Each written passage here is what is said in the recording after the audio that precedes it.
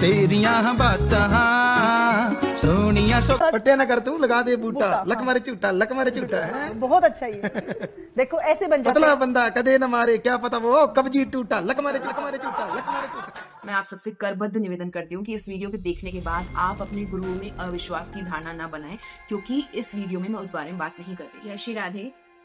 भक्तों, अक्सर ये देखा जाता है कि जब हम भक्ति या आध्यात्मिकता की ओर अपना कदम बढ़ाते हैं तो बहुत बार हमारे मन में, बुद्धि में, अपने गुरु के प्रति, अपनी आस्था के प्रति और अपने विश्वास के प्रति बहुत सारे चैलेंजिंग और विरोधी तत्व दिमाग में आते हैं। क्या कभी आपने सोचा है कि ऐसा क्यों होता है? आज जब हम इस वीडियो पर चर्चा कर रहे हैं तो मेरा ये उद्देश्य है कि आप समझें कि आध्यात्मिकता आखिर है क्या, उसका सही उद्देश्य क्या है। क्या आध्यात्मिकता दिखावा करने वाले यूट्यूबर्स में है, बाबाओं में है, संतों में है, कथावाचकों में है, या आपके भीतर है? वे लोग जो आपके कथावाचक, संत या प्रिय बने बैठे हैं, क्या वो फॉलो करने के लिए सही है, या फिर आध्यात्मिकता का मतलब है आत्मा और परमात्मा का मिल जाना?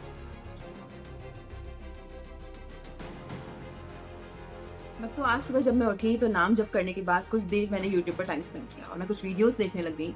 उसके बाद मेरी दृष्टि में 1 साल पुराना बाबा राम रहीम का पेरोल वाला वीडियो आया।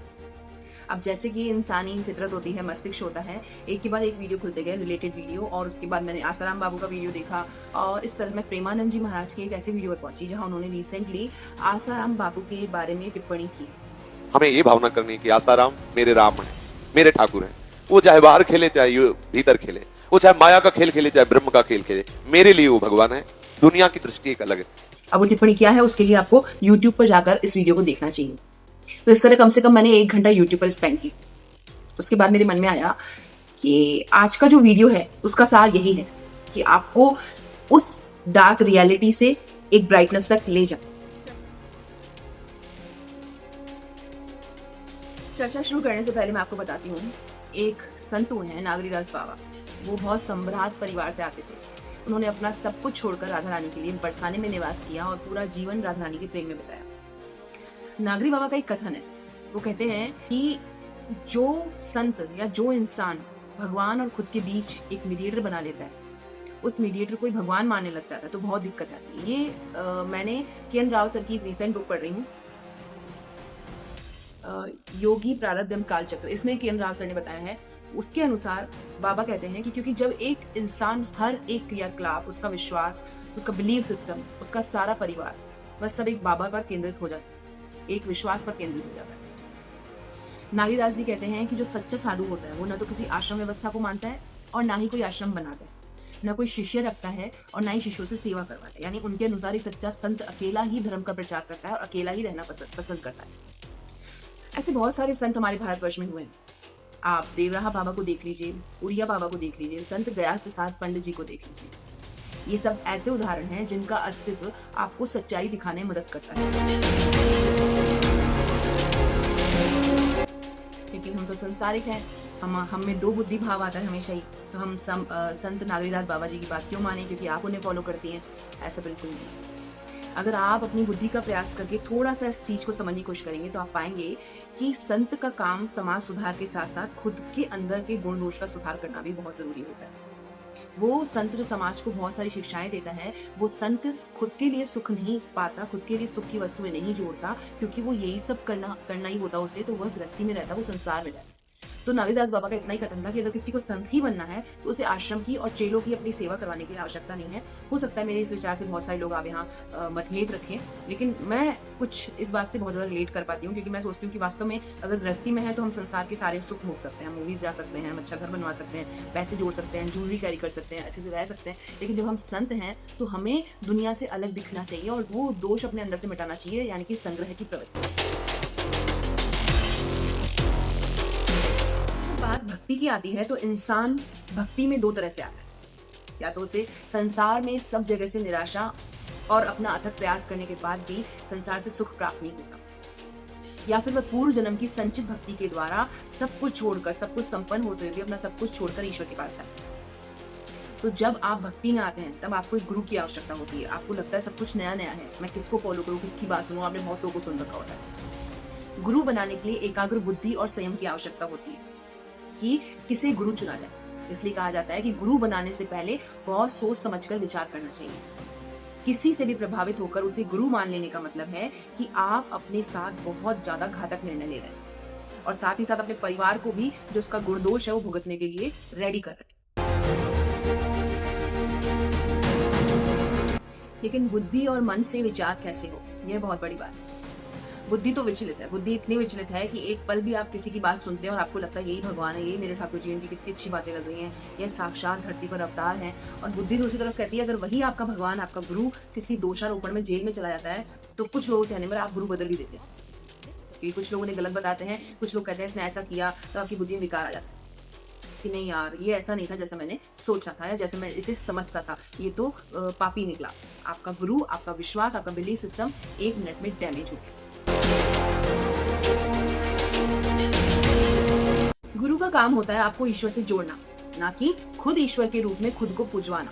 और यदि कोई गुरु आपको खुद को ईश्वर की तरह पूजने देता है, पूजवा रहा है और वह सब करवा रहा है और आप भी पूरी भक्ति भाव से ये सब कर रहे हैं कि भगवान तो आ नहीं सकते, सगुण साकार रूप में ईश्वर है नहीं, गुरु ही है, तो गुरु को ईश्वर मानो, तब गुरु को ईश्वर समझकर आप उसे अपना सब कुछ दे देते हैं। तो मैं समझती हूँ कि ऐसा गुरु सही नहीं है। यह निर्णय आपकी बुद्धि से होगा। अब बुद्धि को कैसे नियंत्रित करें कि यह समझे कि आजकल की सो कॉल्ड बाबा कल्चर से दूर हटकर हम ईश्वर से डायरेक्ट कैसे जुड़े। गुरु आपके लिए जरूरी है, गुरु होना जरूरी है, लेकिन गुरु को ईश्वर मानकर उन्हें अक्षरशः पालन करना और उनके लिए बहुत सारी कॉन्सिक्वेंसेस झेलना बहुत गलत है। आजकल हर कोई सुकून और शांति की तलाश में, किसी को भी दुख नहीं चाहिए। अगर कोई किसी को फॉलो कर रहा है और किसी के वचनों को अक्षरशः मान रहा है तो मैं मानती हूँ कि कभी ना कभी उस इंसान को इस गुरु या बाबा से 1% ही सही सुख जरूर मिला होगा। ऐसे गुरु और प्रीचर्स उसकी लाइफ में कोई ना कोई चेंज जरूर लाए होंगे जिसकी वजह से वो आज उन्हें फॉलो कर रहा है। यहाँ कोई बुद्धि का भेद नहीं है, सिंपल है। यहाँ मैं राम रहीम का वीडियो देख रही थी और कमेंट सेक्शन में बहुत सारे ऐसे लोग थे जो उनके सच्चे भक्त थे और बहुत सारे ऐसे लोग थे जो उसे एक मान रहे थे। अब इतनी बड़ी दुनिया में दो विपरीत विचारधारा के लोग, आप देखिए, दोनों अपनी अपनी बात पर अड़े कि नहीं ठीक है, कोई कहता नहीं गलत है। तो आप समझिए कि बुद्धि का फेर ही तो है और क्या है। क्योंकि जो लोग उन्हें कल्प्रिट मानते हैं उन लोगों को वही सोचकर उन्हें रेपिस्ट माना जिसकी वजह से उन्होंने न्यूज में देखा, उन्हें सोशल मीडिया पर देखा या जो भी उनके खिलाफ बयान आए, जो भी उन लड़कियों के साथ बीता, उन सबके बिहाफ पर कुछ लोगों ने उन्हें कल्प्रिट माना। वहीं दूसरी तरफ जो लोग उन्हें आज भी अपना गुरु मानते हैं वह लोग ये सोचते हैं कि हमारे बाबा ऐसा कुछ नहीं कर सकते क्योंकि उन्होंने हमारे साथ इतना इतना किया है। अब इतना इतना क्या किया है, जब मैं उनके इंटरव्यू सुनती हूँ तो वो कहते हैं कि उन्होंने हमारे बच्चों की नौकरियां लगवाई हैं, हमारी बेटियों की शादियां करवाई हैं, हमारे बुरे समय में हमें फंड दिया है, पैसा दिया, हमारा साथ दिया और न जाने कितनी कितनी ही वैश्याओं को कोठे से उठाकर उनकी शादी करवाई, उन्हें अच्छे घरों में सेटल किया है। तो आप देखिए भक्ति का जो खेल है ना, ये बहुत ज्यादा आपके स्वार्थ पर टिका है। तो वो सच में आध्यात्मिकता नहीं है। जहाँ आपका स्वार्थ शुरू हो जाता है और गुरु की लीला शुरू हो जाती है, वो आध्यात्मिकता नहीं है। ये तो निश्चित है कि बाहरी तत्व आपका दिमाग बहुत ज्यादा हिलाते हैं, प्रभावित करते हैं। उदाहरण के लिए भाई जी कहते हैं कि एक साधक को कभी भी न्यूज़पेपर नहीं पढ़ना चाहिए। अब उस जमाने में न्यूज़पेपर आते थे, आज से लगभग 100 साल पहले, उस समय वो यही कहते थे। तो मैं उससे ये शिक्षा लेती हूँ, मैं ये समझती हूँ कि आज एक साधक को, आज एक भक्त को, जिसको सच में भगवान को कलयुग में देखना है, पाना है, सोशल मीडिया से दूर रहना चाहिए, क्योंकि उससे बुद्धि विकार आ जाता है। आज जो भी आपका न्यूज का मीडियम है, चाहे वो इंस्टाग्राम हो, फेसबुक हो, यूट्यूब हो, वो उसको सिर्फ अपनी भक्ति बढ़ाने के लिए अगर आप यूज करते हैं तो आपकी भक्ति प्रगाढ़ होगी, क्योंकि इससे ही आपको गुप्त संत और बहुत सारे शास्त्र मिलते हैं। ऐसी न्यूज ना देखें जो आपको विचलित करें, आप में अविश्वास पैदा करें, क्योंकि उससे आपकी बुद्धि में विकार आएगा और आप पहुंच जाते हैं कमेंट करने। आप देखते हैं लोगों ने क्या लिखा है। अब प्रेमानंद जी महाराज ने जिस वीडियो में आसाराम बापू के लिए उनके शिष्यों को टिप्पणी दी थी, उस पर भी बहुत सारे लोगों के अलग अलग विचार थे। और जब मैं इस वीडियो को देखती हूँ तो देखती हूँ कि क्या ये लोग सच में प्रेमानंद जी महाराज से सच में इतना जुड़ाव महसूस करते हैं कि उनके लिए एक शब्द नहीं सुनना चाहते, और उसके बदले में जो उन्हें गलत कह रहा है उन्हें भरकस गालियां दिए जा रहे हैं, गंदे गंदे शब्द बोले जा रहे हैं। अगर आप अपने गुरु से जुड़े हैं, उनसे आपने दीक्षा ली, आप उनके भक्त हैं और आप उन्हें फॉलो करते हैं, तो आपको उनके वचनों को फॉलो करनी चाहिए। गुरु को डिफेंड मत कीजिए, गुरु को इसकी आवश्यकता नहीं है। गुरु अपने आप में सक्षम है खुद को डिफेंड करने के लिए। बस आप गुरु की कही हुई बातों से मत हटिए, गाली गलौज मत कीजिए, अभद्र भाषा का प्रयोग मत कीजिए। पर सच्चा आध्यात्म और सच्ची भक्ति वही है जहां आप ऐसे लोगों को दरकिनार करके उनकी बातों को पर्सनल ना लेके समाज को वही दीजिए जो आपके अंदर है। अगर मेरे अंदर सफाई होगी तो मैं आपको सफाई दूंगी, मेरे अंदर गंदगी होगी तो मैं दूंगी। इसका मतलब आप प्रेमानंद जी महाराज को फॉलो करते हैं और गाली बकना अभी तक नहीं छोड़ा है, किसी को गंदी गंदी बातें बोलना नहीं छोड़ा है, तो आपके मन का मार्जिन बहुत जरूरी है। पहले उस पर काम कीजिए, फिर आइए प्रेमानंद जी महाराज को बचाने के लिए। यदि आप यह देखिए कि आपके जीवन का लक्ष्य क्या है और आप इस हार्ड मास की देह में फंसी हुई जो आपकी संत आत्मा है, जो आपका गुरु है, आप उनके वचनों को मानते हैं, तो आपको वचनों को मानने के लिए प्रति प्रगाढ़ श्रद्धा चाहिए और उसी में आपका जीवन सफल है। क्योंकि गुरु का दिया हुआ एक मंत्र भी रामबाण की तरह काम करता है। लेकिन हम क्या करते हैं, हम अपने गुरुओं को बचाते हैं, गुरु के लिए लड़ते हैं, गुरु के लिए ये नहीं कहना, गुरु के लिए वो नहीं कहना, मेरे गुरु को ऐसे कैसे कह दिया, बस अब आपके बस की बात नहीं है। इससे और आपके विकार बढ़ेंगे, इससे आपको द्वेष होगा, आप इसे रोक नहीं सकते। आप किसी भी इंसान से बहस करके उसकी बुद्धि परिवर्तित नहीं कर सकते। आप उस पर अड़े रहिए जो आपका विश्वास, आपका बिलीफ सिस्टम आपको बता चुका है, आपके विश्वास की ही जीत होगी। तो अपने गुरु या संत के प्रति आपकी श्रद्धा कैसी है, वो इस तरह होनी चाहिए कि अगर प्रेमानंद जी महाराज सही हैं तो भी अच्छे हैं, गलत हैं तो भी अच्छे हैं। अगर कोई संत आश्रम में रहना चाहता है तो उसकी इच्छा है, संत झुंड में रहना चाहता है तो उसकी इच्छा है, कोई नाम दीक्षा देना चाहता है तो उसकी इच्छा है, कोई नहीं देना चाहता तो उसकी इच्छा है। क्योंकि एक संत और भगवान के बीच क्या है वह हमारी सूक्ष्म बुद्धि नहीं समझ सकती। आज जो जेल में बैठे हैं उनके बारे में कोई टिप्पणी नहीं करना चाहती, क्योंकि हम इतने प्रबल नहीं है, मैं खुद को इतना ज्यादा प्रबल नहीं समझती कि मीडिया जैसी हो गई मैं सबूत जुटाकर आपको सही या गलत विश्लेषण या दे सकूं। पूज्य पहाड़ी बाबा, जिनके बारे में राजेंद्र दास जी महाराज अक्सर अपनी कथाओं में बताते हैं कि वे किसी को भी आसानी से दीक्षा नहीं देते थे। वे कहते थे कि मैं खुद ही अभी दीक्षित हूँ, मैं अभी खुद ही भगवान को पाने के लिए सक्षम नहीं हूँ, मैं किसी को दीक्षा कैसे दे दूं, कोई मेरा शिष्य कैसे बने। तो ऐसे ऐसे वीडियोस भी संत के प्राप्त हुए हैं, ऐसी ऐसी चीजें मैं देखती हूँ कि जिनका कोई नहीं है, जिन्हें भीड़ नहीं चाहिए, जिन्हें कुछ नहीं चाहिए, जो आज भी कंदराओं में बैठे हैं, जो तपस्या करके ईश्वर को पाने में निमग्न हैं। अगर आप भी भक्ति के सही मापदंड जानना चाहते हैं तो आज ही किसी को भी फॉलो करने से पहले, किसी के भी फॉलोअर्स बनने से पहले देखिए कि वह क्या कहता है, क्या करता है, क्या उनके शब्द आपको ठाकुर जी से कनेक्ट करते हैं। अगर हाँ करते हैं तो आप उन्हें फॉलो कीजिए, उनके वचनों को फॉलो कीजिए, लेकिन एज अ पर्सन नहीं। हम किसी को गुरु या बाबा मानने की आवश्यकता अगर आप बना लेते हैं, हम हर किसी को समझते हैं कि मेरा गुरु बन जाएगा, बाबा बन जाएगा, तो आपकी बुद्धि भ्रमित होगी और हर साल आप एक नए गुरु बना देंगे। तो कहने का मतलब है कि यदि आप अपने गुरु को मानते हैं और किसी व्यक्ति को गुरु मानते हैं, किसी संत को गुरु मानते हैं, किसी बाबा को गुरु मानते हैं, किसी कथावाचक को गुरु मानते हैं, तो उस पर अडिग रहिए। आपको उसी के प्रति समर्पण दिखाना है। आपको मानना है कि अब मुझे भगवान से यही मिलाएंगे, भगवान तक ले जाने वाले यही हैं, तो यही मेरे भगवान है, यही मेरे गुरु हैं। आप अपनी श्रद्धा पर अडिग रहिए, लेकिन अंधविश्वासी मत बनिए। विश्वास कीजिए उस हद तक जहां तक आपको उनके आचरण में भी साधुता दिखती हो, उनके आचरण में भी संतपन दिखता हो कि ये खुद कितना बड़ा त्यागी है, तो मुझे त्याग करने का है। मान लीजिए कोई गुरु ऐसा है जो खुद तो प्याज लहसुन खाता हो और आपको कहे कि नहीं तुम्हें नहीं खाना। मान लीजिए कोई खुद तो गुरु बड़े बड़े आलिशान घर में रह रहा है, लग्जरियस कपड़े पहन रहा है, मूवीज बना रहा है, लोगों के सामने हीरो बनकर आ रहा है, अच्छे अच्छे परफ्यूम्स लगा के आ रहा है, और आपको कह रहा है आपको वैरागी रहना, तो आपको कैसा लगेगा? यहाँ आपकी बुद्धि काम में लीजिए।